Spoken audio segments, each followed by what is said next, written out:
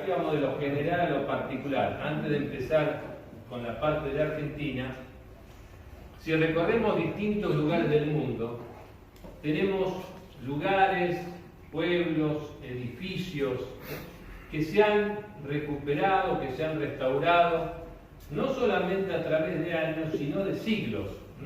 Estamos ahí viendo Tepe en el sudeste de Turquía, que tiene 11.000 años de antigüedad. Petra, en Jordania, que es del siglo VI a.C., que fue descubierto por un suizo en 1812 y que está declarado Patrimonio de la Humanidad en 1985. La tan conocida muralla china, que es de 445 años antes de Cristo, y el Partenón de Atenas. Estos todos declarados de Patrimonio Histórico Mundial. En Turquía tiene un patrimonio arqueológico histórico impresionante, ¿no? Realmente cuando estuve recorriendo me sorprendió la cantidad de lugares. Este, por ejemplo, es una parte de Pérgamo, 560 años antes de Cristo, desde sus inicios, ¿no? Ahí vemos una maqueta, la gran avenida monumental con sus columnas de mármol, la presencia tanto griega como romana. Ahí tenemos el anfiteatro. En muchos de estos asentamientos siempre el anfiteatro figuraba en todas estas ciudades. Y vemos acá como un gran túnel. A los enfermos que venían los dejaban acá abajo y los controlaban de esa ventanita que se ve ahí arriba. Esto es Éfeso. Uno cuando lee el Evangelio dice la carta del apóstol San Pablo a los cristianos de Éfeso. Bueno, ahí tenemos arriba la gran avenida, también, fíjense cómo se repite, con esas columnas de mármol que van descendiendo para desembocar en la gran biblioteca. Las tres grandes bibliotecas, Alejandría, Pérgamo, como vimos recién, y la de Éfeso. Bueno, estos son los restos de la antigua biblioteca. Y estas tres grandes puertas dan ingreso al anfiteatro. Y en este anfiteatro era también donde San Pablo les hablaba a los cristianos de Éfeso. Estamos en la casa, en la última vivienda que habitó la Virgen María. Estamos a 7 kilómetros de Éfeso. Está declarado también Patrimonio de la Humanidad. Fue visitado por Pablo VI, Juan Pablo II y Benedicto XVI. Se dice que una monjita alemana tuvo la visión de la Virgen y la vio en un lugar con mucha forestación, una zona de montañas, y bueno, eso se lo transmitió a un escritor que lo volcó en un libro, y después de muchos años, los lazaristas, leyendo ese libro, decían, ¿y dónde puede ser esto? Y encontraron este lugar, y este era un lugar de peregrinación, donde ya los cristianos de la zona sabían que en ese lugar había habitado la Virgen María. Y bueno, sobre lo que era la antigua casa, que estaba en ruinas, edificaron una iglesia, que es esta que ven ahí. Y esto que se ve acá, que es como una pileta, era donde se bautizaba a los cristianos. Se los sumergía en el agua y de esa forma, en esa época, se los bautizaba. Vamos ahora a Europa. Tenemos ahí el centro histórico de Varsovia. Estamos en Polonia. Bueno, muchas ciudades de Europa en la Segunda Guerra Mundial fueron devastadas. Prácticamente toda la edificación desapareció bajo el bombardeo y bueno, de esta manera quedó el centro histórico de Varsovia. Pero la gente del lugar, ¿qué hizo? En base a planos, en base a fotografías, lo que pudieron recuperar de puertas y ventanas, juntaron todo eso y con el esfuerzo restauraron y recuperaron el centro histórico de Varsovia. Y hoy uno va a Varsovia y se encuentra con la misma imagen que había antes de la Segunda Guerra Mundial. Quiere decir que los mismos edificios con las mismas puertas y ventanas, uno puede divisar desde la plaza todo ese paisaje urbano original que se ha recuperado. Frankfurt, lo mismo, Alemania. Por acá también el bombardeo destruyó toda la edificación, vemos también hasta la iglesia. Pero acá lo mismo, los mismos alemanes con fotografías, planos y lo que pudieron recuperar, hicieron lo mismo y de esta forma se recuperó el casco histórico de Frankfurt. Fíjense que está tal cual como era originalmente. Bueno, y si uno recorre distintos lugares, no solamente de Europa, sino también en América, se han recuperado varios cascos históricos, centros históricos de ciudades. En Europa hay muchas aldeas, por ejemplo, ahí vemos Chequia, ¿no? O República Checa, una aldea que mantiene todo su estilo. Rotemburgo, en Alemania, que es una ciudad amurallada. Pero fíjense que la misma gente que vive acá y los mismos comercios mantienen la cartelería de época, los que atienden los negocios tienen la vestimenta de época. Entonces los turistas es como si estuvieran en un cuento. Uno va recorriendo esas calles, esos comercios, y es como si entraran en el túnel del tiempo, ¿no? Y bueno, esa es una forma también de atraer el turismo y de mantener esas casas y esa aldea o esa ciudad de esa manera. Ahí estamos en Austria, una aldea también de Austria, y de América hay varios cascos históricos. La primera ciudad de América, Santo Domingo, que también ha recuperado su centro histórico.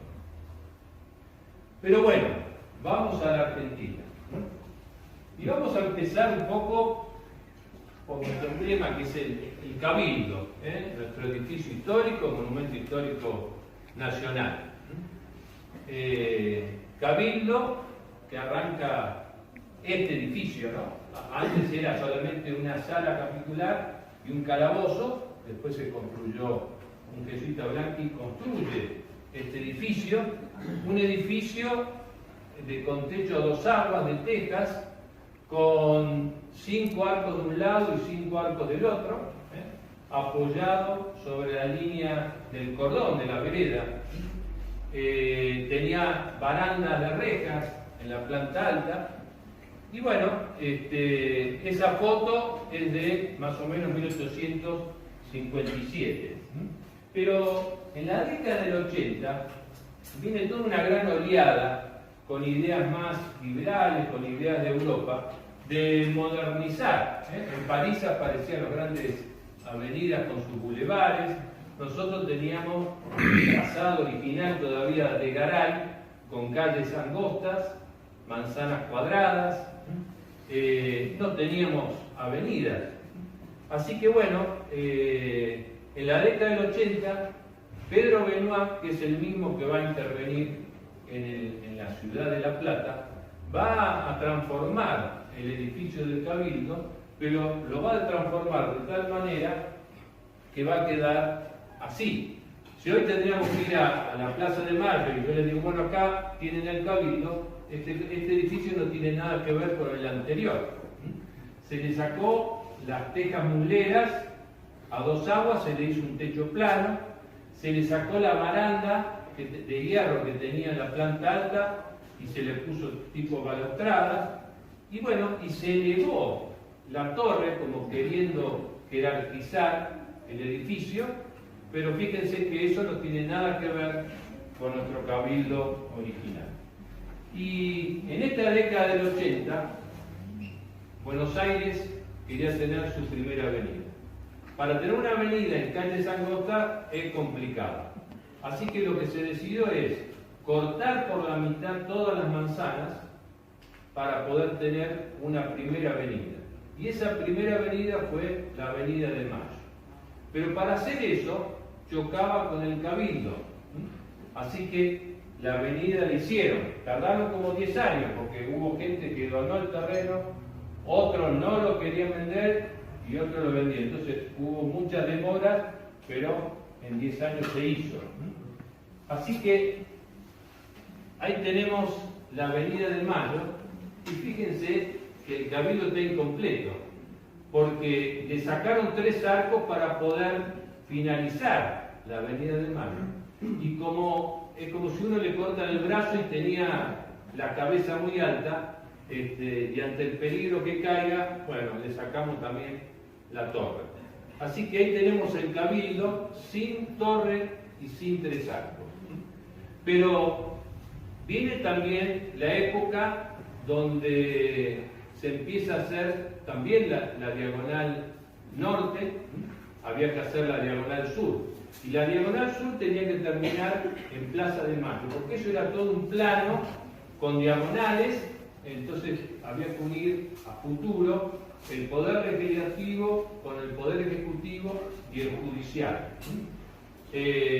Así que, pero para poder hacer esa diagonal había que tirar los otros 3 arcos, así por lo menos el Cabildo quedaba parejito. Y bueno, y tenemos acá el Cabildo que quedó 2 arcos de un lado, 2 arcos del otro y sin la cabeza, sin la torre. Así que les presento, este es el Cabildo de la Ciudad de Buenos Aires. Pero a partir de la década del 30 viene todo un movimiento nacional de arquitectos de recuperar el patrimonio histórico. Y bueno, ese movimiento era decir, bueno, si nuestra historia, nuestro pasado, nuestros edificios eran de un estilo español, recuperemos eso, mantengamos eso, porque esto no tiene nada que ver con nuestro pasado. Así que el arquitecto Mario Busquiazo, junto con otros arquitectos, del poco espacio que quedaba, porque no podían inventar otra cosa, recuperaron el Cabildo original. Quiere decir que hoy cualquiera que pasa por Plaza de Mayo, uno dice, este es el Cabildo de Buenos Aires. Pero fíjense que le faltan 3 arcos de un lado, 3 arcos del otro, y la torre era un poquitito más alta. La hicieron más baja para que quede proporcional a los arcos que le habían quedado.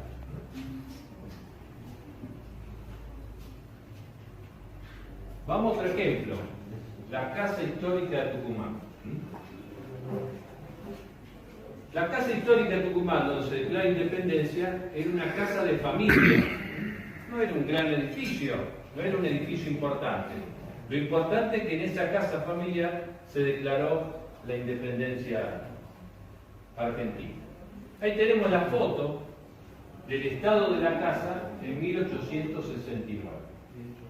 Como estaba en tan mal estado, se decidió tirarla abajo.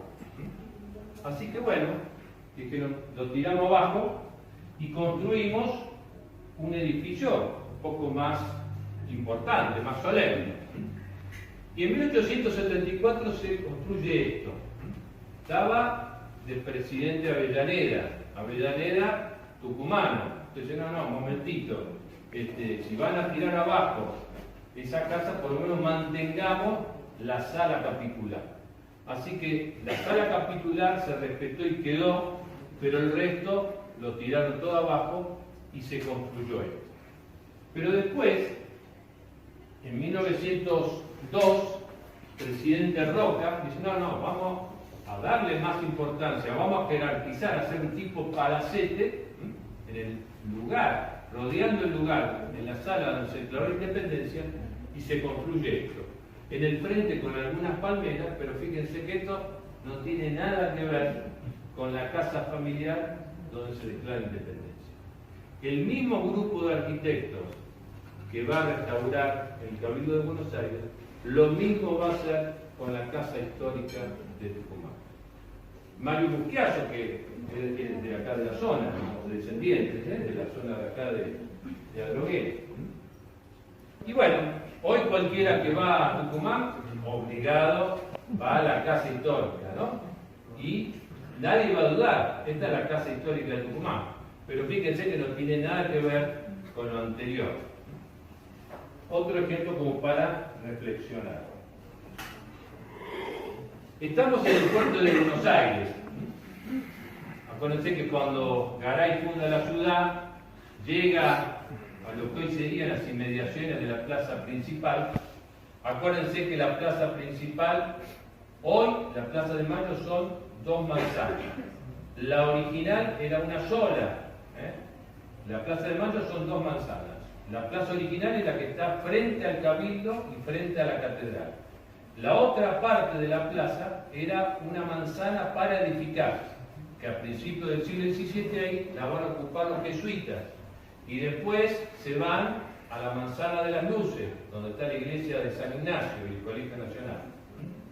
Bueno, tenemos el fuerte de Buenos Aires, ubicado justo sobre la barranca del río, sobre la calle Balcarce.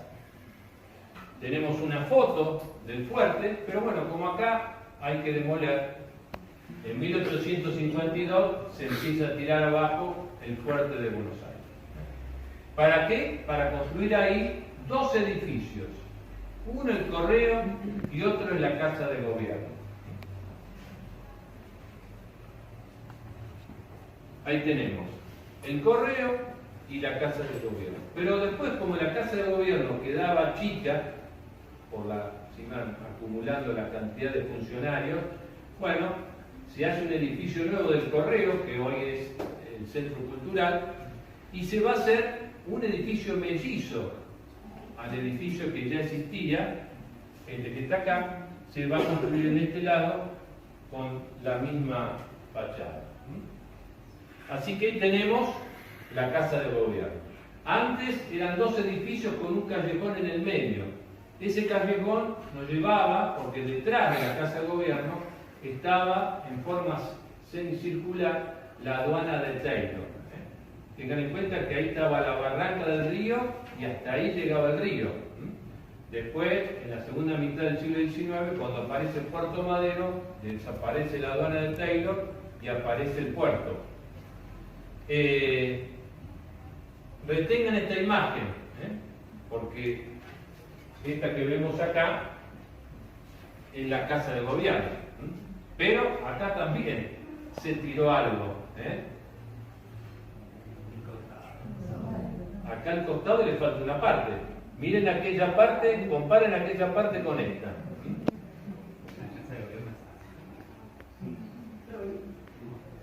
¿Ven que le falta acá un pedacito? ¿Ven? Acá. Bueno, ahí la calle de Plaza de Mayo tenemos Rivadavia y Bernardo de Irigoyen, que eran calles angostas porque corresponden a la época colonial. Se van a ensanchar, se va a achicar la Plaza de Mayo, y al ensancharla y después aparecer el subte, hay una salida del subte, desaparece una parte de la Casa de Gobierno. Así que ahí tenemos cómo estaba originalmente y acá le sacamos una parte al edificio. Vamos a la Recoba. Yo le dije recién que teníamos la plaza principal en la que estaba frente al Cabildo y frente a la catedral. Pero en 1803 se reconstruye la Recoba. La Recoba era un gran edificio que va, la otra manzana, que habían estado, les dije, los jesuitas se van, queda libre y queda como plaza.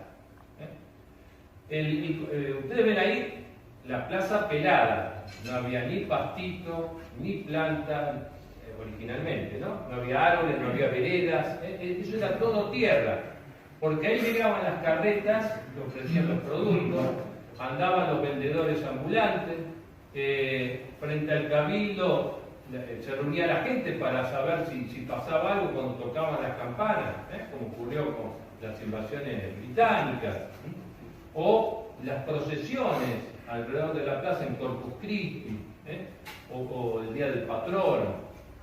Por el asunto que en esas 2 manzanas, en la mitad se construye en 1803 la Recoba. La Recoba era como una especie de jockey, era un centro comercial donde los distintos vendedores ofrecían sus productos. Pero también, ya Sobremonte, en 1803, había recomendado que en las inmediaciones de la plaza todos los edificios se construyeran con arcos. Y bueno, ¿esto qué facilita? Porque los edificios terminaban en la línea municipal. Pero al tener recoba, al tener esos arcos, el edificio, el frente, la fachada, en vez de terminar en la línea municipal, terminaba en el cordón de la vereda. Entonces, al prolongarse la planta alta, uno iba por la vereda caminando, en verano tenía una sombra hermosa, y cuando llovía, como días como hoy, no se mojaba. Hoy cualquiera recorre la zona de... Lo mismo, uno va caminando por el cabildo, la vereda, y si está lloviendo, yo no me mojo. Voy por enfrente, lo mismo. Bueno, como vemos ahí, se construye la recoba en 1803. Tenemos, para un lado, la calle de Defensa, ahí tenemos la iglesia de San Francisco, después viene el convento de Santo Domingo, y para el otro lado, no sé si se alcanza a ver, la iglesia de la Merced. Bueno, en 1884 deciden tirar abajo la recoba. Entonces la van a tirar abajo. Ahí se ve otras vistas. Ahí vemos el fuerte de Buenos Aires, la recoba, el edificio del Teatro Colón, antes era el Teatro Coliseo, después el Teatro Colón, antes de irse a Plaza Lavalle, frente a tribunales. Ahí estaba donde salía el ferrocarril del oeste. En 1857 se crea el ferrocarril del oeste, que salía de donde hoy está el Teatro Colón. Entonces, cuando el Teatro Colón se va de acá, se va a la Plaza Lavalle, donde estaba la terminal del ferrocarril oeste. Y acá se va a construir en 1891 la Casa Central del Banco Nación. Pero acá todavía, esto es de 1884, tenemos la recoba, pero a partir de 1884 vuela la recoba. Así que de la Plaza de la Victoria y Plaza 25 de Mayo, como se llamó últimamente, quedó Plaza de Mayo, una sola plaza. Vamos ahora a la pirámide de Mayo. En 1811 se cumple el primer aniversario de la Revolución de Mayo. Entonces se levanta el primer monumento nacional, que es la pirámide de Mayo. Pero fíjense que la pirámide de Mayo es como una especie de columna simple, como si tuviera una bochita arriba, frente al cabildo.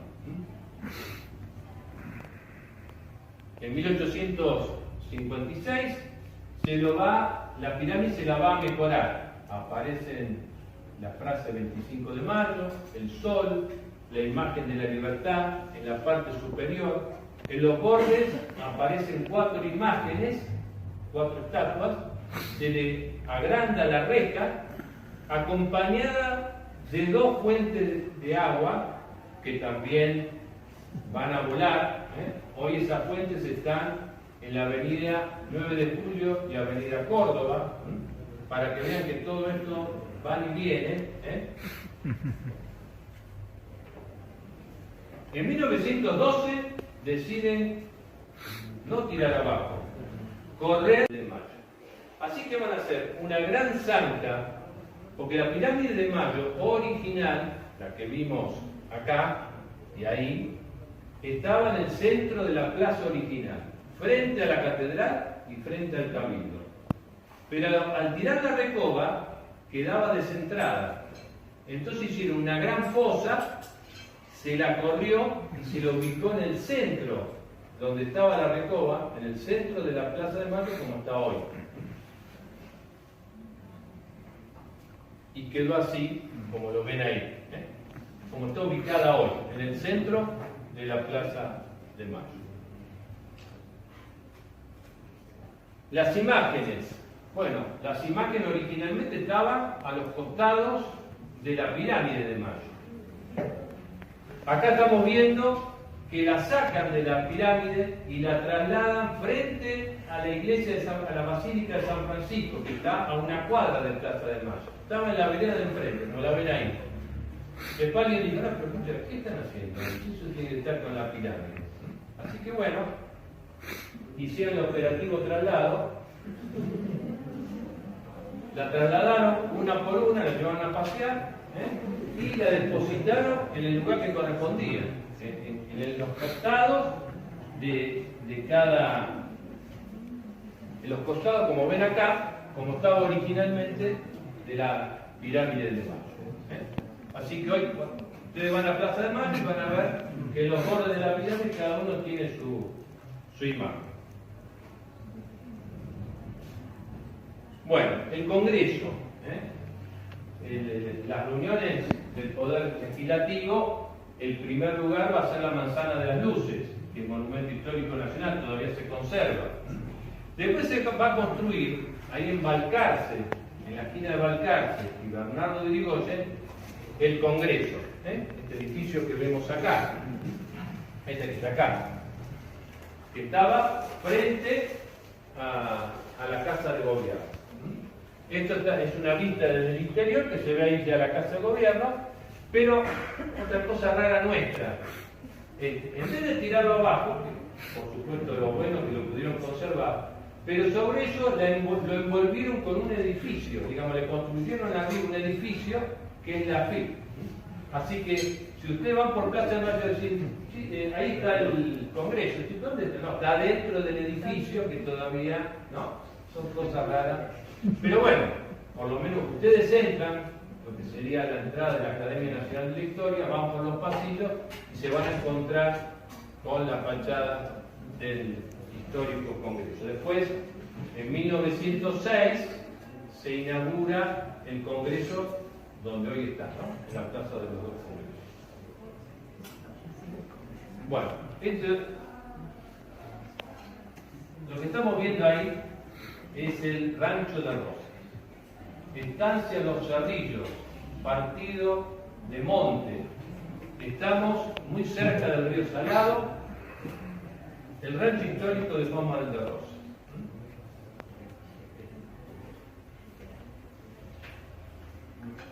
¿Qué pasó?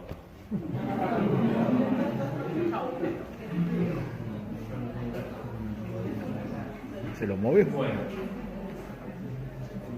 No lo tiraron abajo. No. Lo que estamos viendo ahí, Exactamente. miren, es el ombú que está allá atrás, el aljibe, por lo menos lo de cara, pero el rancho de Rosas no lo tiraron abajo. La estancia de los Cerrillos en ese momento era de la familia Bember, que era de los Quilmes, ¿no? Claro, como la gente quería ir a ver el rancho de Rosas, que era de interés histórico nacional, ya llegó un momento que la familia medio se molestó. Claro, como están en buena posición económica, ¿qué hicieron? Hicieron una base de hormigón, agarraron el rancho, lo depositaron sobre esa base de hormigón, como si fuera una torta, lo depositaron ahí, ¿no? Y lo trasladaron 60 kilómetros y lo llevaron y lo depositaron en la ciudad de Monte, a orillas de la laguna de Monte. Así que ahí tienen el paseo del rancho de Rosas, andando por las rutas argentinas, y que hace su llegada a la ciudad de Monte. Tengo foto, tengo la foto. Después sí. Y en el lugar donde estaba si quieres, después la escaneo. el fortín de Monte, San Miguel del Monte, a orillas de la laguna, se depositó el rancho de Rosas. Que sí que los turistas cuando van, dicen, mire, yo quiero conocer el rancho de Rosas, llegan acá y dicen, miren, este es el rancho de Rosas, pero no es de acá, de 60 kilómetros que vino de otra estancia. Digamos, los turistas y sobre todo extranjeros no entienden nada, dicen, ¿cómo? Claro, lo trajeron de allá. Y más, para mal y peor, encima le pusieron un tinglado de chapa, que cuando uno quiere sacar la foto no sabe cómo evitar la chapa de arriba para que no se vea. Realmente horrible, ¿no? Pero bueno. Hay cosas peores. Vamos al monumento de Colón. Se construyó la colectividad italiana, juntó dinero y construyeron para el centenario, este monumento a Cristóbal Colón, detrás, en la Plaza Colón, detrás de la Casa de Gobierno. Pero bueno, acá lamentablemente quería dormir la siesta, lo acostaron y también lo retiraron, lo van a llevar a pasear en el 2014, dijeron este no lo quiero acá, y bueno, se lo llevaron a pasear, así como se llevaron al Rancho de Rosas, también a Colón, anduvo por las calles de Buenos Aires, y se lo llevaron frente a Aeroparque, que está ahí, quedó frente al río. Así que ahí tenemos el traslado del monumento de Colón. Pero en ese lugar había que poner algo, y bueno, la ponen a Juana Zurduy, monumento a Juana Zurduy. Pero después dijeron, no, ¿esto qué hace? No, fuera. Así que Juana Zurduy también a pasear, se la llevaron a Juana Zurduy, acá la vemos paseando por Buenos Aires, y lo ubicaron frente al Centro Cultural. Así que si van por ahí, van a ver a Juana Zurduy frente al Centro Cultural. Bueno, esto también. Estamos viendo la parroquia San Nicolás de Bari. En esta iglesia, en 1812, se izó por primera vez la bandera nacional. Bueno, en este lugar deciden tirar abajo la iglesia. ¿Y qué se va a construir acá en reemplazo? Esto lo tiran abajo, se construye el obelisco. Se cumplían 400 años del primer asentamiento de Buenos Aires, 1936. Tiran abajo la iglesia, las manzanas de alrededor, hacen una gran plaza redonda y construyen el obelisco de la ciudad de Buenos Aires, 1936. Este que ven acá, ahí se ve la diagonal norte. Ya en el mismo momento que se hace el obelisco, se empieza a ensanchar la avenida 9 de Julio. Se empiezan a tirar las manzanas de un lado y del otro, hacia ambas direcciones, y aparece la avenida 9 de Julio.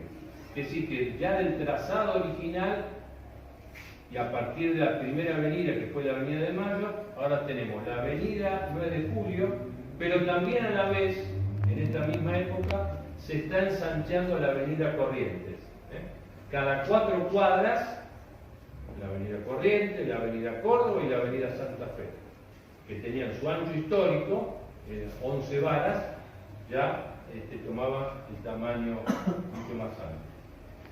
Bueno, y hoy tenemos la avenida 9 de Julio de extremo desde Constitución hasta Retiro, ¿no? Bueno, este es un tema complicado. Esto es de este viejo que soy, que es del año 88. Yo era jovencito como ustedes. En ese momento yo trabajé 35 años en el Banco Provincia, que me jubilé. En ese momento estaba con el arquitecto Alberto de Paula, que era el director del museo, y con un grupo de arquitectos que en ese momento el Banco Provincia tiraban abajo edificios hermosos, históricos, y hacían edificios nuevos con la excusa de decir no, hay que modernizar. Entonces los arquitectos del banco dijeron no, sale más barato adaptar a la nueva tecnología los edificios históricos que hacer un edificio nuevo. Entonces el directorio dijo no, tienen razón. Entonces se hizo un listado de los edificios, muchos edificios se llegaron a tirar abajo, como el de Adrogué, por ejemplo, y en muchos pueblos y ciudades, y otros se mantuvieron gracias a esta declaratoria de interés histórico para que los edificios no lo tocaran. En ese momento, el gobernador de la provincia de Buenos Aires era Antonio Cafiero. se enteró de esto, de los arquitectos, de lo que estaban haciendo, recuperar edificios.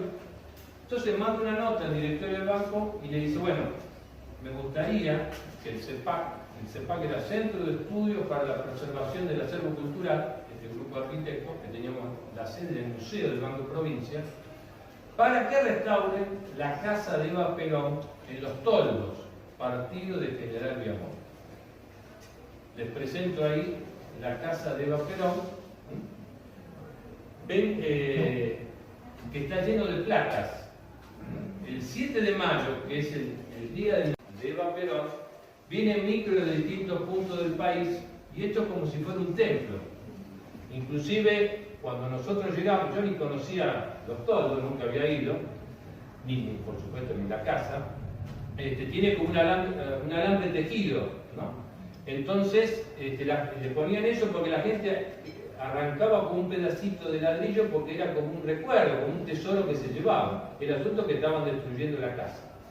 Bueno, la misión nuestra era, los arquitectos, restaurar esta casa y mi tarea era hacer la historia de la casa para ver si con el tiempo se había modificado, se habían tirado abajo o habían modificado alguna puerta o ventana para que los arquitectos la restauraran tal cual como era originalmente. Les cuento el final. Cuando empiezo a investigar, porque claro, no había libros, no había ningún libro que hablara de esta casa. Yo me tuve que poner a leer un poco la vida de Evita, ¿no? Pero claro, todos hablaban de la vida, pero de la casa nadie, ¿no? Y entonces, bueno, empecé a entrevistar a gente. Y cuando iba a buscar hacia vecinos, digo, mire, yo tengo que investigar sobre... Dice, no, pero en esa casa no vivió. Digo, sí. No. Digo, pero ¿cómo? Digo, si está declarado monumento histórico provincial la casa natal. Dice, no, ahí ni nació ni vivió. ¿Cómo? Bueno, el asunto que empezamos a investigar, lo primero que hice ante esta situación, me fui a ver, en ese momento vivían dos hermanas de Evita, Blanca y Herminda, en el barrio de Belgrano. Llamé por teléfono, dije que era del Banco Provincia, lo que estábamos haciendo, y bueno, me recibieron y no les conté bien todo, pero no les conté el problema, les dije que queríamos restaurar la casa y si me contaba un poquito cómo era la casa. Y ellos lo que todos describían era que había un salón donde la mamá tejía, había dos habitaciones repartidas entre los 5 hermanos, una cocina, un patio, una hilera de álamos, una bomba de agua y en el fondo la letrina. Bueno, el tema que en esta casa era un saloncito con una cocina. Y digo, qué raro, habrán tirado abajo, quizás las otras habitaciones. En secreto, con los arquitectos íbamos con el chofer del banco, fuimos con palas y empezamos a escarbar para ver si encontrábamos los cimientos, a ver si se habían tirado abajo la parte que las hermanas de Evita me decían.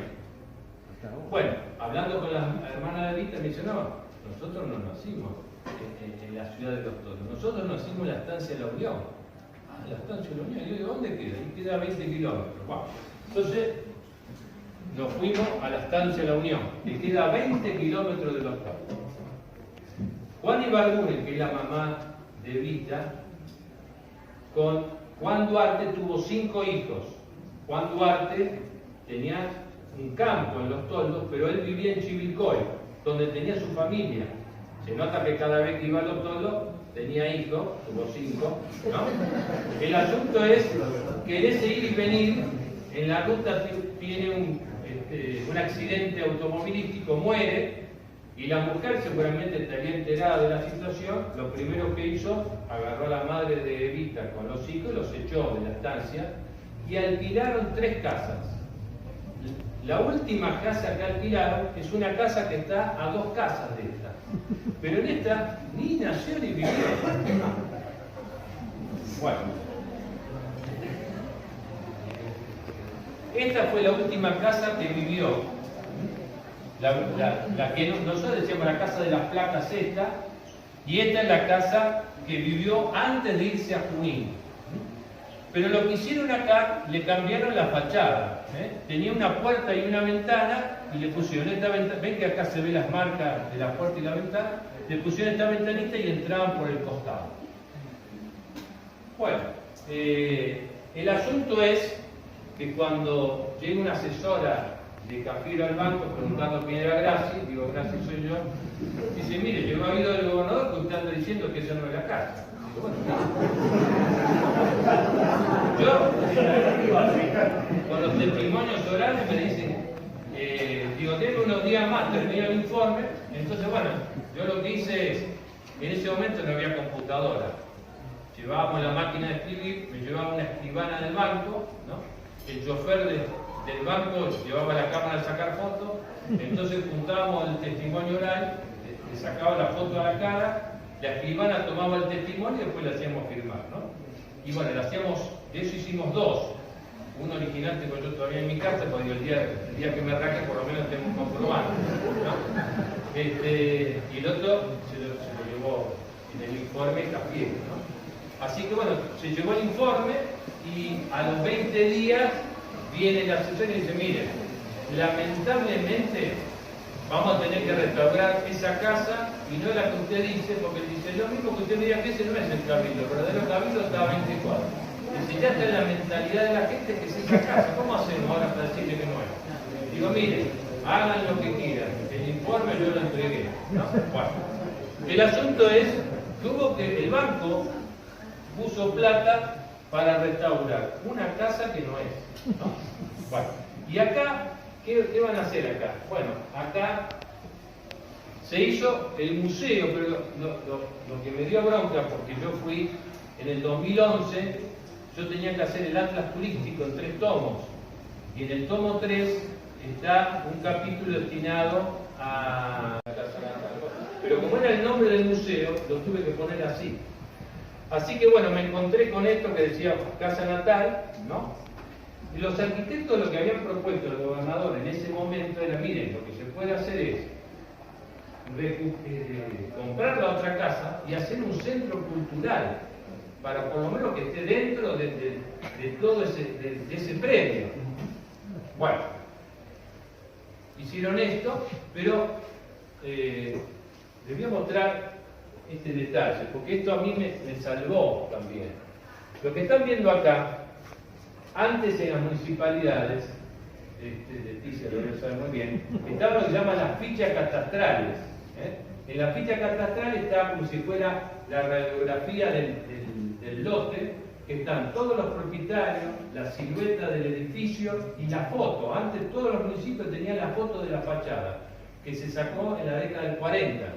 Bueno, esta foto que ustedes ven en grande estaba chiquitito en la ficha catastral. Yo le saqué la foto, la casa de las placas y la otra casa. Pero ven que las dos son iguales. ¿Ven? Esta todavía no le habían puesto la ventanita, ¿se acuerdan? Ahí se ve la puerta y la ventana. Bueno, el asunto es, yo siempre en la Facultad de El Salvador, y también a los de cuarto ya lo saben, porque siempre les contaba esto, pero como experiencia en que hacen la investigación, digo, uno siempre tiene que buscar la verdad, y a veces, cuando uno a veces deja de lado los testimonios orales, en este caso, los testimonios orales para mí fue lo más fuerte, los testimonios de las hermanas de Vita, que me digamos, certificaron que ahí no había ni nacido ni vivido. Entonces eso fue el mejor testimonio que me pudieron haber dado. Bueno, el asunto es que hará 4 años entro en internet y realmente quedé asombrado con lo que vi, ¿no? Y encontré esto, miren. Hicieron el centro cultural. Así que recuperaron la verdadera casa. Esta es la casa intermedia, que la cambiaron toda, y está el museo, que no sé si le seguirán llamando Casa Natal, eso tengo que averiguar, pero por lo menos recuperaron la casa que acá sí vivió, pero con un detalle que también me llamó la atención. Puerta, ventana, ventana, puerta, lo hicieron al revés. Qué raro. ¿Ven? Este está bien. Puerta, ventana, puerta, ventana, ventana, puerta. No sé, hay que averiguar. Pero bueno, recuperaron. El centro. No, tiene que hacer con esto. Florentino Meguino. El anterior fue en el año 88. Año 89. El intendente de Luján le pide al directorio del Banco Provincia restaurar la casa natal de Florentino Meguino. Una alerta en el museo. Ojo, gracias. Ojo acá, Bueno. También, bueno, mi tarea era estudiar la casa para ver, me llega la declaratoria, se declara monumento histórico nacional, el otro era provincial. Nacional, la casa natal de Florentino Meguino. ¿Me cuento opinar? Bueno, Florentino Meguino no es argentino, es italiano. Bueno, en algunas publicaciones, si ustedes entran en el Google, dicen que es argentino, pero es italiano. Nosotros teníamos en el año 89 una representación del banco en Milán. Le escribí, mandamos un fax, no había celular en esa época, ¿no? Mandamos un fax y bueno, me mandan la partida de nacimiento de Florentino Meguino. Y digo, entonces, esa no es casa natal, porque entonces no nació. Bueno, me voy al Archivo General de la Nación, consulto el censo de 1869, de 1881, de 1895, y aparece en el censo, no leo muy bien, pero acá creo que dice Ameguino, el nombre del padre, italiano, y acá creo que dice, no sé si dice Zapatero, el apellido de la mamá, acá comillas, donde dice Italia, y después viene Florentino, Ameguino Florentino, comillas, donde dice Italia, ¿no? Pero en cambio, después vienen los hermanos, Carlos, y acá recién acá dice argentino, arriba no decía nada.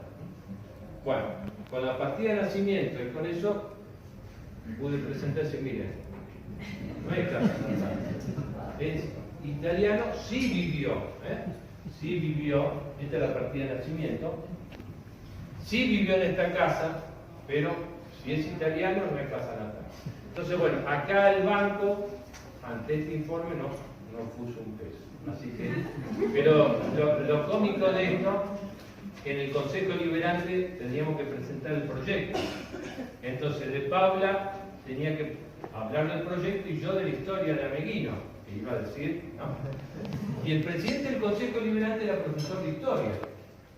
Estaba la prensa, ¿no? Porque el banco en ese momento todavía no se sabía el final, iba a poner la plata para restaurar la casa. Entonces, bueno, me dice de Paula, déjame hablar, porque el presidente del Consejo Liberante me dice, bueno, porque Ameguino, que es lucanense y argentino y esto y que el otro, digo, bueno. Entonces, Alberto de Paula dice, dejá que voy a hablar yo, porque Alberto de Paula era un arquitecto, docente, con una forma de hablar espectacular, facilidad de palabra, de conocimiento, ¿no? Y entonces empezó a hablar de los romanos, de los griegos, ¿no? Y se fue por un lado y para el otro, los empezó a envolver y terminó diciendo, no importa si Florentino Ameguino es argentino o italiano, sino la obra que dejó para toda la humanidad. Entonces, todo. Quedaron todos contentos.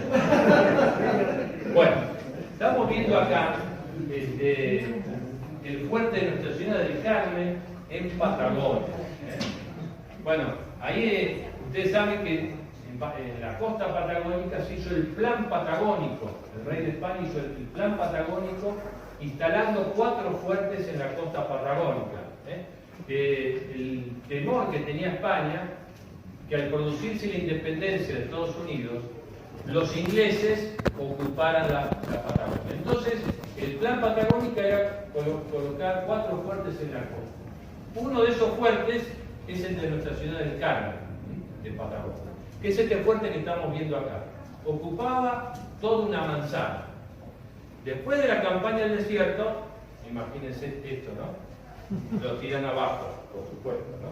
Pero se nota que alguien dijo, no, momentito, aunque sea dejen la torre para que quede como algo de nuestro pasado. Así que bueno, tiraron todo abajo y lo único que dejaron en pie es la torre del fuerte. Así que si ustedes van a Patagones, lo que van a ver escondida, porque está escondida, es la torre del fuerte. En la década del 80 llegan a la Patagonia los salesianos. Y bueno, ahí tenemos la parroquia que se va a levantar en el predio donde estaba el fuerte y quedó ahí humildemente la torre del fuerte. Ahí vemos la torre, vemos la iglesia, pero quedó escondida porque en la esquina, acá, en vez de hacer un parque para resaltar la torre del fuerte y que se pueda visualizar, no solamente para la gente del pueblo, sino para los visitantes o turistas, la torre no se ve. Digamos, si alguna vez van a Patagones, tienen que dar toda la vuelta a la manzana y de acá atrás hay una reja de hierro que de ahí lo que van a ver es esto. Pero está escondida porque esta es la escuela número 1, este es el colegio salesiano y esta es la parroquia, que es lo que ven ahí.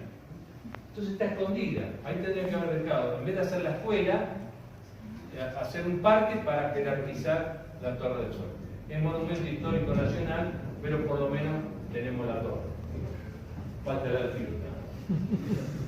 Bueno, recorriendo los pueblos de la provincia de Buenos Aires, me he encontrado en muchas situaciones con gente que quizás piensa que está modernizando la casa cuando en realidad la está estropeando.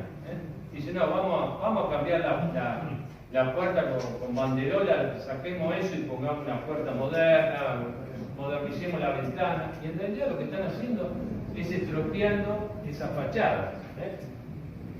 Miren esto, ¿no? Realmente es un desastre. Dice cómo han cambiado todos esos frentes.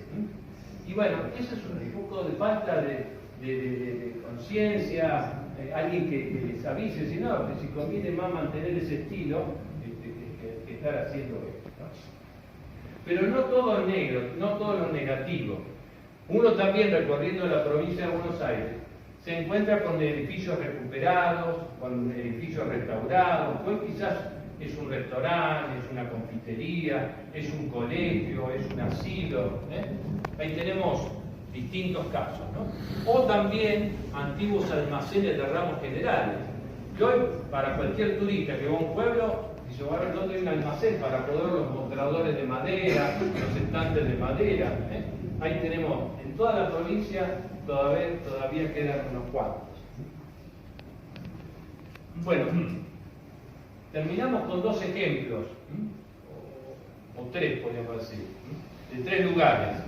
Tenemos, vamos a ver, San Mauricio, partido de Rivadavia, Carlos Kent, en Luján, y Juli Velarrea, en Cañuelas. Vamos a empezar por San Mauricio, partido de Rivadavia. Tenemos acá, miren, la cabecera de Rivadavia es América, acá tenemos San Mauricio, este es el límite del partido de Rivadavia con La Pampa, acá tenemos la ubicación del partido de Rivadavia, está más o menos 550 kilómetros de Buenos Aires.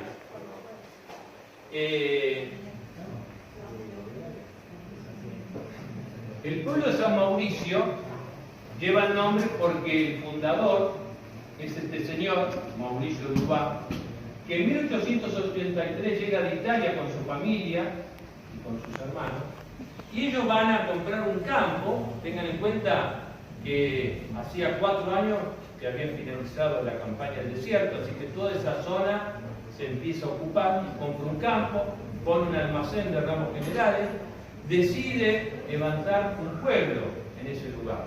Imagínense, 550 kilómetros de la ciudad de Buenos Aires, en esa época era lo que decían el desierto, ¿no? Bueno, ahí tenemos el pueblito de San Mauricio, se funda el 22 de septiembre de 1884 porque ese día es el día de San Mauricio, que es el patrono del pueblo.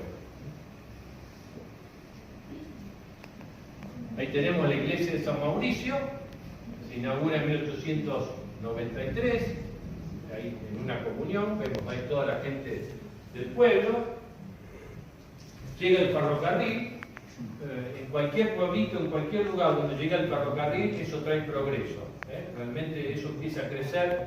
Y bueno, acá Mauricio Dubá lo que quería era, al crearse el partido de Rivadavia, que San Mauricio sea la cabecera del partido. Pero empieza a competir con otra ciudad, que se llamaba en ese momento Rivadavia. Después le cambiaron el nombre por América. Esto como vieron en Adrogué. El verdadero nombre de Adrogué era Almirante Brown. Pero como la estación era Adrogué, uno decía, ¿dónde vivimos? Yo en Adrogué. Pero ¿cómo se llama Almirante Brown? No. Entonces, bueno, en la década del 90, la ciudad de Almirante Brown le pusieron Adrogué.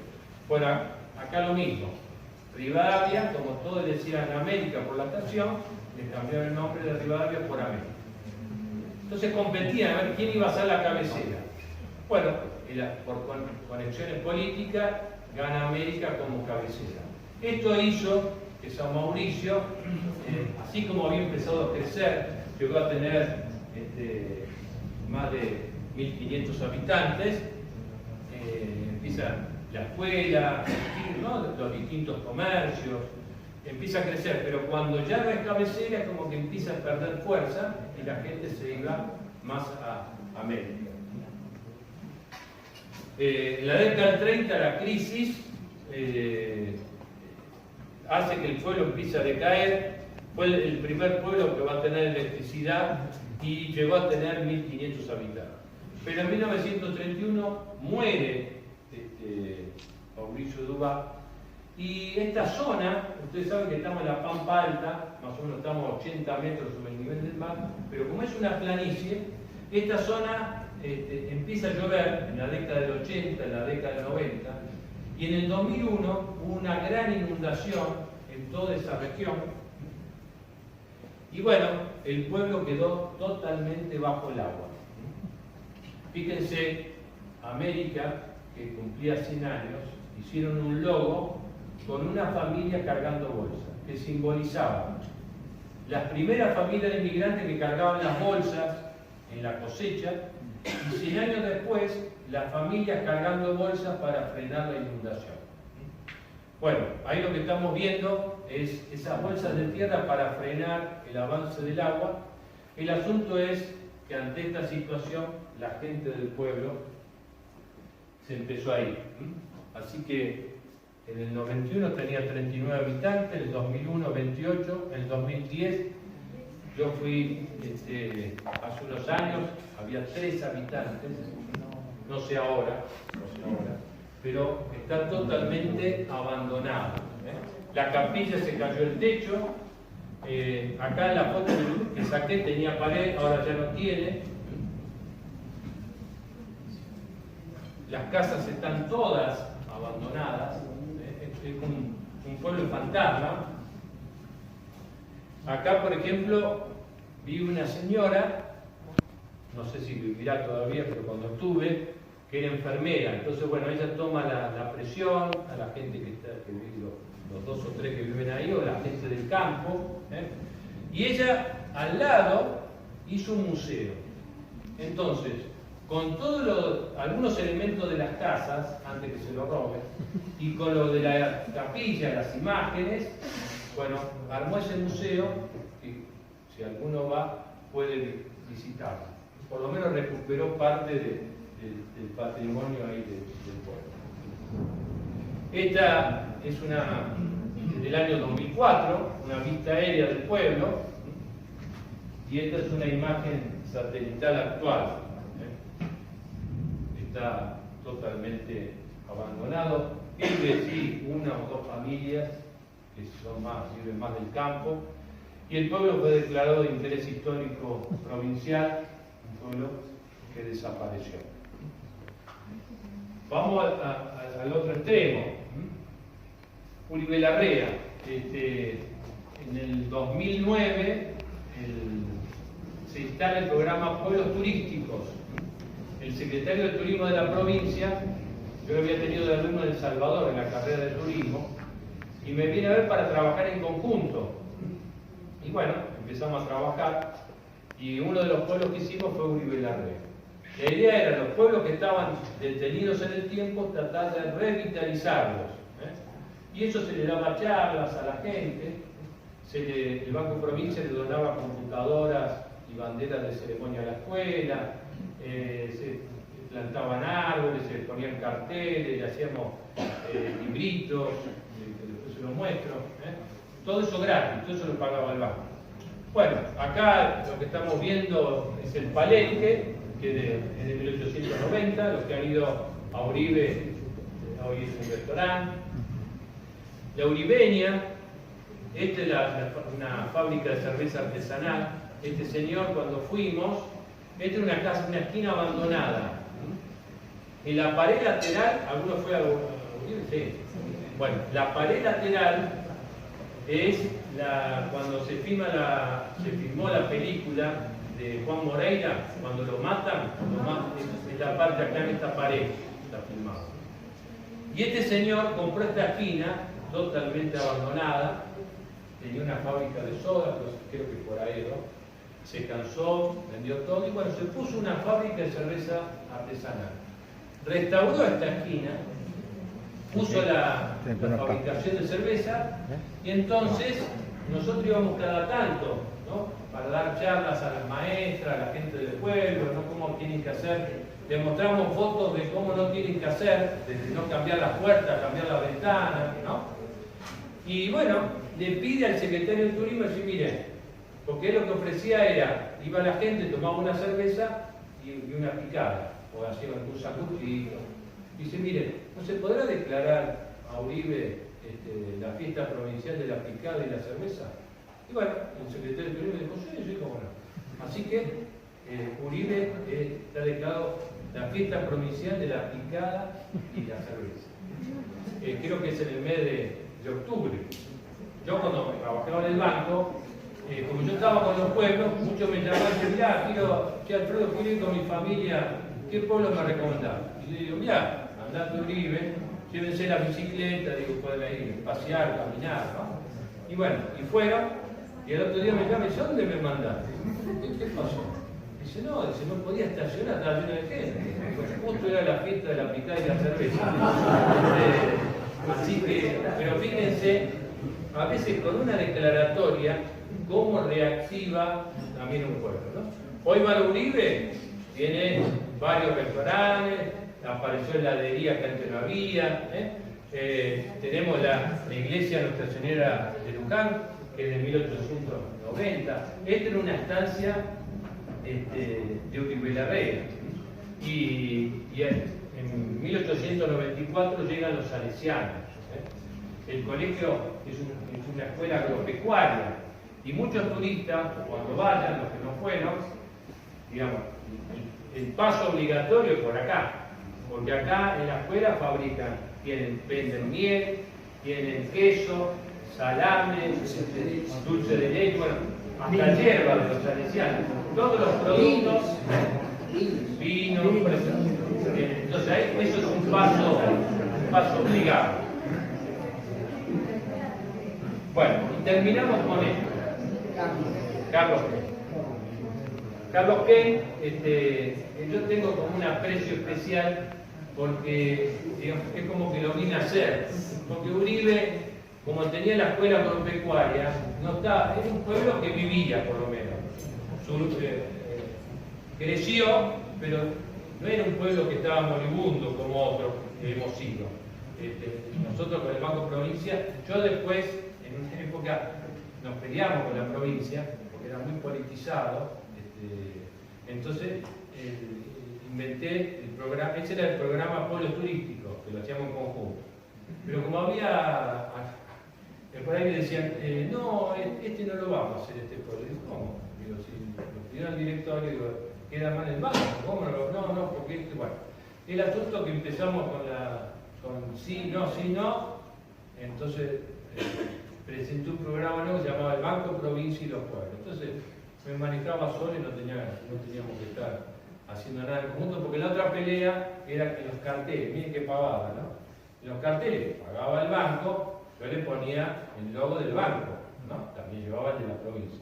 no querían que vaya el logo del banco, tenía que ir la provincia. Me dijo, no, escucha, si paga el banco, el logo tiene que ir. Bueno, esas pavadas, que no eran pavadas, porque, bueno, el asunto, banco, provincia y los pueblos.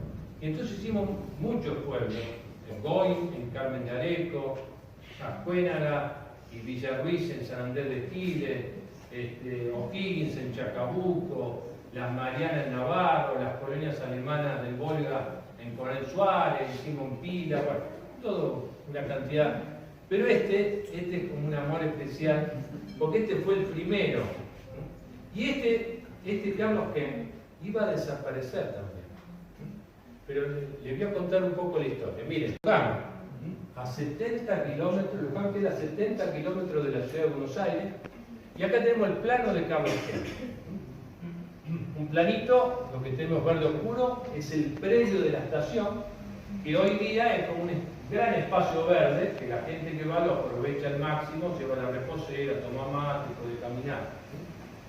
Bueno, ahí tenemos un mapa antiguo donde figura Carlos Kent. Fíjense, Luján, Carlos Kent, tenemos el ferrocarril antiguo que iba del oeste, que iba hacia Mercedes, y acá tenemos el que iba a Carlos Kent, a Ascuénaga, que es otro pueblito que hicimos, hacia el lado de San Antonio de Areco. Bueno, esta zona del Carlos Kent había estancias, después esas estancias se fueron dividiendo. Pero cuando pasa por primera vez el ferrocarril, la locomotora a vapor, cada 15 kilómetros tenía que abastecerse de agua. Entonces había que instalar ahí una parada ferroviaria. Entonces tenía que ser en ese lugar. Ahí coincidían 3 estancias, ¿sí? En ese momento, después se fue dividiendo, que es justamente en este lugar. Ahí vemos una imagen satelital. Ven, esta es la estación, el galpón, el predio, pero fíjense que hay distintas orientaciones.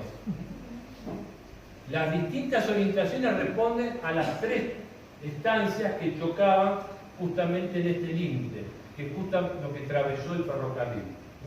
Entonces se fueron loteando de acuerdo a los loteos que hizo cada propietario de su estancia. Por eso tiene las manzanas distintas orientaciones.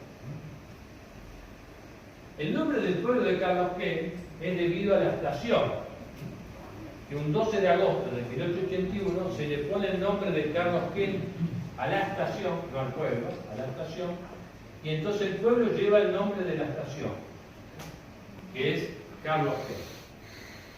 ¿Quién era Carlos Kent? Carlos Kent, este señor que está acá, era un abogado que había nacido en 1840, participó de la guerra del Paraguay, pero en 1871 muere como consecuencia de la fiebre amarilla. Entonces el ferrocarril, en reconocimiento, le pone a la estación ferroviaria Carlos Kent. Y es el nombre que va a llevar el pueblo. Por eso la fecha de fundación es la fecha que se le pone el nombre a la estación. 12 de agosto de 1881. Ahí vemos que estaba junto a algunos personajes. Dardo Rocha, Melchor Romero, Capdevila. En 1906 se inaugura la parroquia San Carlos Borromeo, que está enfrente de la estación ferroviaria. Esta es una vista de la década del 90. Tenemos el galpón ferroviario, la estación ferroviaria, la iglesia, la sociedad de fomento, una fábrica de fideos, 300, San Carlos 308, quizás alguno lo consume, la fábrica de fideos ahí. Y si van a Carlos Kent, acá donde termina esta calle, acá esta casa vende los fideos a precio mayorista, pero a buen precio, así que si van, ahí tienen un lugar para comprar. Y enfrente está la fábrica de dulce, que antes era de dulce y leche para los alfajores Guaymallén, ahora ya hacen otro derivado. Y también unas cuadras venden hongos para comestibles, que lo venden para los restaurantes. Bueno, ya terminamos. En la década del 70 se cierra la estación ferroviaria y en la década del 90 ya no pasa más el tren. Bueno, esto es lo que produjo la caída tremenda del pueblo. Los jóvenes principalmente se empezaron a ir. Entonces se empiezan a ir y ahí surge una señora de ahí del pueblo, se llama Noide Toshini, que formó una comisión de preservación y dijo: el pueblo no tiene que desaparecer. Entonces, bueno, juntó un grupo de señoras y algún que otro hombre, y bueno, con el empuje de ella formó esa comisión y empezó a escribir a los diarios, empezó a hablar a la radio, a la televisión, llamó a todos los medios para ver qué se podía hacer para recuperar. Bueno, una de las cartas llega al Banco Provincia, entonces vamos con los arquitectos y yo llevé a los alumnos de El Salvador. Yo en ese momento, una de las materias que daba en geografía era geografía histórica argentina. Entonces llevé a los alumnos y bueno, a ver en qué podemos colaborar. Así que fuimos ahí. Esta es una foto histórica. Acá está Noide cuando era más joven. Hicimos un relevamiento casa por casa. Cada planito es un tipo, digamos, el uso del suelo, qué cantidad de habitantes había por parcela, si trabajaba o no trabajaba, el estado de los edificios, la antigüedad de los edificios. Bueno, hicimos todo esto que en esa época no existía AutoCAD ni el GIS, era todo a mano, con Rotring, y esto está pintado con lápices de colores, todo manual. Estamos hablando 1990. Bueno, lo primero que hicimos fue reunir a la gente del pueblo. A ver, ¿cuáles son los problemas que tienen ustedes? Y porque los jóvenes se van, y la gente ya no quiere quedarse, y bueno, entonces les decía: mire, le pasamos fotos, yo le pasaba alguna foto que le mostré, la del Cabildo, casas, fachadas destruidas, ¿no? que cambian las ventanas. Digo: mire, ustedes tienen que mantener, el turista cuando viene quiere ver las casas como son originalmente, y en esas casas fíjense si pueden poner un restaurante, si alguno es artesano, sabe trabajar la madera, el hierro, la soga, bueno, ofrezcan esos productos. Y bueno, y estamos hablando en la década del 90. En el año, yo cada 10 años vuelvo con los alumnos. En el 2000 volví con los de geografía y con los de ciencias ambientales, que también daba clases ahí, y aparecieron dos restaurantes. Y bueno, esos dos restaurantes empezaron a arrancar, ¿no? En el 2010 vuelvo otra vez con los de turismo, porque ahí apareció el programa Polo Turístico, en realidad fue en el 2009. Bueno, ahí había ya 12 restaurantes. 12 restaurantes. Hoy hay más de 26 restaurantes. Ya es demasiado. Es demasiado. Pero bueno, fíjense, tenemos un pueblo San Mauricio que desapareció, se fueron todos. Y tenemos Carlos Ken, que es demasiado. Usted en la semana, porque el pueblo se lo conocía como el pueblo del silencio, ¿no? En la semana es una monotonía, es tranquilo, ¿no? Pero los fines de semana es un loquero. La gente está deseando que se vayan.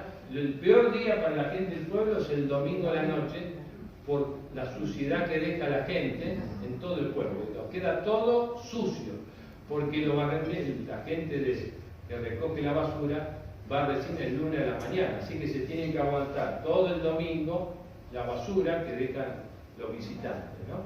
Pero bueno, eso le dio vida al pueblo, porque también además de eso están los artesanos. Ahí ven la estación del ferrocarril, siempre el proyecto original que nunca se cumplió, porque hay otros intereses, digamos, uno propone y después, bueno, lo que habíamos propuesto ahí en la estación es que hagan un museo. Yo a todos los lugares que iba, a todos los pueblitos, les decía: bueno, eso tiene que ser museo o algún centro jubilar, algo, antes que lo usurpen. Hay pueblitos que hemos ido, que la estación ferroviaria estaba usurpada por alguna familia, pero no es solamente que lo ocupen, se roban todo, las manijas de bronce, la campana, digamos, desaparece todo. Entonces, antes que desaparezca, hay que darle un uso. Bueno, nosotros siempre propusimos hacer ahí un museo, que todavía no se hizo. El asunto es que un día llega una cuadrilla del ferrocarril, estoy hablando en la década del 90, ¿no? Como eso no pasaba más el tren, vienen y con un camión se empiezan a llevar las tecas. Entonces los vecinos van corriendo y le avisan a Noidé, dicen, Noidé, se están llevando las tecas. Fue corriendo Noidé y dice, ¿qué hacen ustedes acá? No, nosotros tenemos la orden, nos tenemos que llevar todas las tecas de la estación. No, ¿cómo se van a llevar las tecas? Bueno, es como diciendo, esta vieja que me viene a decir a mí, se llevaron las tecas, la llevaron. Hizo tal revuelo en los diarios, en todos lados, que al mes le trajeron todas las tejas nuevas y se las colocaron de nuevo en la estación, ¿no? Fíjense a veces la fuerza de esta mujer. Nosotros la conocimos, ¿no? Cuando fuimos. Sí, fuimos a la casa. Bueno, este es el galpón que estaba destruido. Por ejemplo, el otro pueblito que hicimos, que es Ascuénaga, que es San Andrés de Giles, el galpón, por ejemplo, se vino abajo, por falta de mantenimiento. Bueno, acá se pudo recuperar y dentro se hizo un salón de usos múltiples. Hay exposiciones de cuadros, también hay un coro, hay una orquesta del pueblo, ¿no? Tiene toda una actividad. El tema que hoy día ven, si no le hacen mantenimiento, algunas tejas se cayeron en una tormenta, y bueno, si no hay mantenimiento, eso se empieza a venir abajo solo. Pero miren, la gente de a poquito empezó a recuperar su fachada. Entonces, en vez de cambiar puertas y ventanas, dijeron, no, vamos a arreglar el frente. Y así empezaron a recuperar casa por casa. Miren, cada una de las fachadas se fueron recuperando y restaurando. Y entonces, en los edificios, en vez de transformarlos, los adaptaron, hicieron la mayoría restaurantes. Así que si ustedes van a ir a Carlos Kent, la mayoría hoy de estas casas de familia son restaurantes.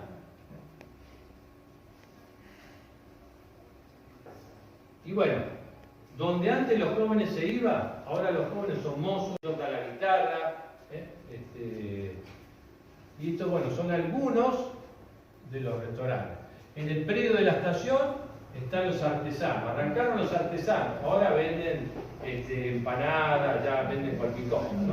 Pero bueno, y acá quiero resaltar este personaje que se llama Gonzalito.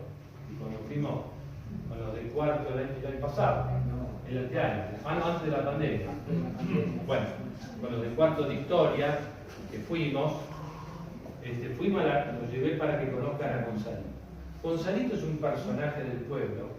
Él lo que hace, no sé si lo seguirá haciendo porque ya está viejito, pero él lo que hace es los fines de semana, él amansa a los caballos, acariciándole, hablándole, ¿no?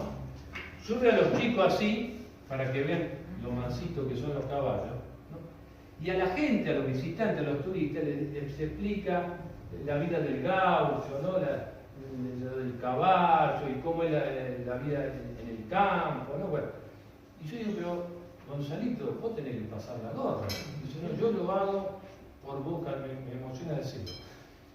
Lo hago por vocación. Y bueno, lo sigue haciendo. Una persona ya grande, y realmente es un ejemplo de vida, ¿no? Bueno, acá en Carlos Kent también se han firmado novelas, películas, justamente por la propaganda, la difusión que tuvo el pueblo. Y este es un estudio que estamos haciéndolo con los del doctorado en geografía. Ahora llevo los del doctorado. Y entonces Mauricio Saldívar, que antes daba el pronóstico del tiempo en TN, que está haciendo el doctorado, y me hizo esto, donde acá marcó, en caso de lluvia, hacia dónde va la pendiente. Esto sería el descubrimiento lento, que es el pueblo, pero fíjense que antes no existía, era todo campo, ya empezaron a aparecer los barrios privados. Y toda esa agua atraviesa justamente estos barrios privados, justamente